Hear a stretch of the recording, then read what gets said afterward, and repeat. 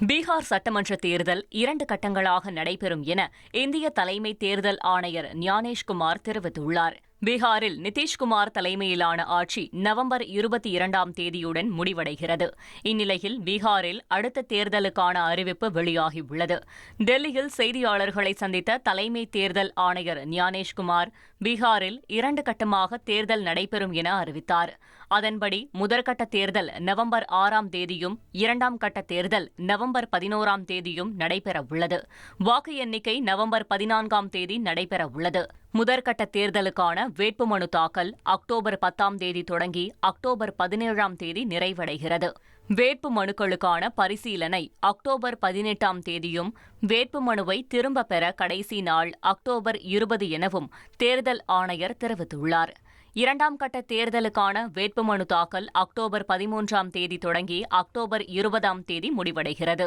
வேட்புமனுக்களுக்கான பரிசீலனை அக்டோபர் 21ஆம் தேதியும் வேட்புமனு திரும்பப் பெற கடைசி நாள் அக்டோபர் 23ஆம் தேதி எனவும் அறிவிக்கப்பட்டுள்ளது.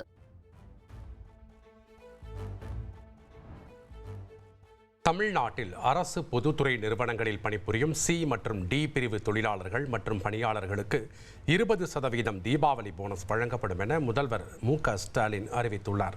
இதன் மூலம் மின் பகிர்மான கழகம், அரசு போக்குவரத்து கழகம், நுகர்வோர் வாணிப பொருள் கழகம் உள்ளிட்ட பொதுத்துறை நிறுவனங்களின் குரூப் சி டி பிரிவினருக்கு குறைந்தபட்சம் 8,400 ரூபாய் முதல் அதிகபட்சம் 16,400 ரூபாய் வரை தீபாவளி போனஸ் வழங்கப்படும்.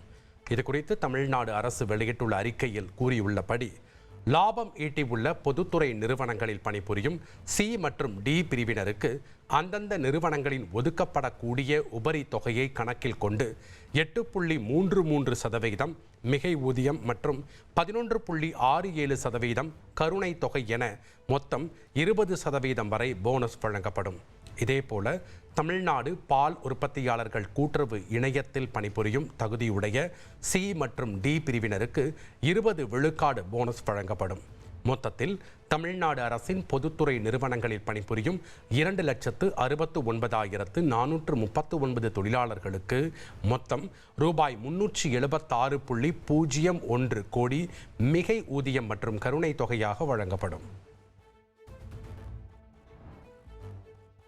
தீபாவளி பண்டிகையை முன்னிட்டு தமிழ்நாடு முழுவதும் 20,378 பேருந்துகள் இயக்கப்பட உள்ளதாக அமைச்சர் சிவசங்கர் தெரிவித்தார்.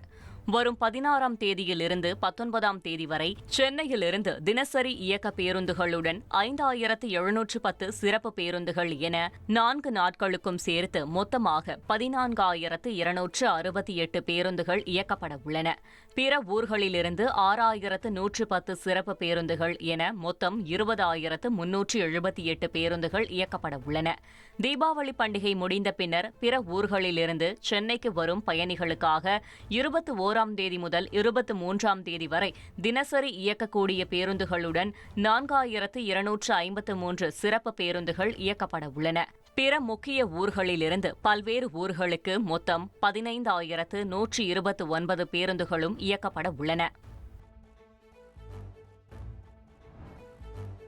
உச்சநீதிமன்ற தலைமை நீதிபதி B.R. கவாயை நீதிமன்ற வளாகத்தில் வழக்கறிஞர் தாக்க முயன்ற சம்பவம் அதிர்ச்சியை ஏற்படுத்தியுள்ளது.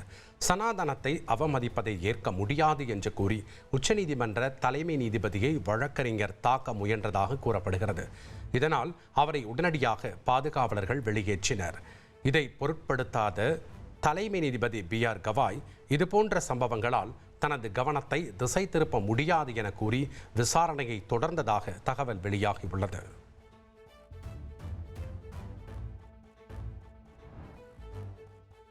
திருவிழா காலங்களிலும் பொருட்காட்சி நேரங்களிலும் இயக்கப்படும் ஜெயின்ட் வீல் ராட்டினத்தை இயக்க வழிகாட்டு நெறிமுறைகளை வகுத்து தமிழ்நாடு அரசு அரசாணை வெளியிட்டுள்ளது.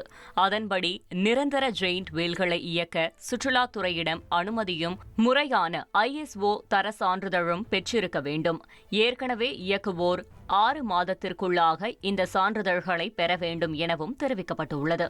தற்காலிக ஜெயின்ட் வீல்களை அமைக்கவும் இயக்குவதற்கு முன்பாகவும் தீயணைப்புத்துறை, பொதுப்பணித்துறை, நீர்வளத்துறையிடம் அனுமதி பெற வேண்டும் எனவும், கனமழை, புயல் போன்ற காலங்களில் ஜெயிண்ட் வீல்களை இயக்கக்கூடாது எனவும் தெரிவிக்கப்பட்டுள்ளது. மேலும் ஜெயிண்ட் வீல் வடிவமைப்புக்கு கட்டமைப்பு பொறியாளர் சான்றிதழ் அளிக்க வேண்டும் எனவும், அனைத்து பாகங்களையும் தினசரி ஆய்வு செய்ய வேண்டும் எனவும், பொதுமக்களுக்கு திறக்கப்படுவதற்கு முன்பாக சோதனை ஓட்டம் நடத்த வேண்டும் எனவும் தெரிவிக்கப்பட்டுள்ளது. மேலும் 25 வயதிற்கு மேற்பட்ட தொழில்நுட்ப தகுதிகள் கொண்ட பயிற்சி பெற்றவர்கள் மட்டுமே இயக்க வேண்டும் எனவும் தெரிவிக்கப்பட்டுள்ளது. மதுரையில் கட்டப்பட்டுள்ள சர்வதேச கிரிக்கெட் மைதான திறப்பு விழாவில் கலந்து கொள்ள மதுரை வரும் மகேந்திர சிங் தோனியை காண ரசிகர்கள் ஆர்வமாக காத்திருக்கின்றனர். மதுரை மாவட்டம் சிந்தாமணி பகுதியில் ரூபாய் 325 கோடி மதிப்பீட்டில் கட்டப்பட்டுள்ள சர்வதேச கிரிக்கெட் மைதானத்தை திறந்து வைக்க CSK அணியின் முன்னாள் கேப்டன் மகேந்திர சிங் தோனி வரும் அக்டோபர் 9ஆம் தேதி மதுரை வரவிருக்கிறார். இதற்கான பாதுகாப்பு ஏற்பாடுகள் நடந்து கொண்டிருக்கும் நிலையில் வரவிருக்கும் தோனியை காண கிரிக்கெட் ரசிகர்கள் ஆர்வமாக காத்திருக்கின்றனர். கடந்த மாதம் கத்தாரின் ஹமாத் சர்வதேச விமான நிலையத்தில் உள்ள வரி இல்லாத விற்பனை நிலையங்களில் முதற்கட்டமாக UPI வசதி அறிமுகப்படுத்தப்பட்டதை தொடர்ந்து தற்போது கத்தாரில் உள்ள லூலு குழுமத்தின் கடைகளில் UPI வசதி விரிவாக்கம் செய்யப்பட்டுள்ளது. இதனை இந்திய வர்த்தக அமைச்சர் பியூஷ் கோயல் தொடங்கி வைத்தார்.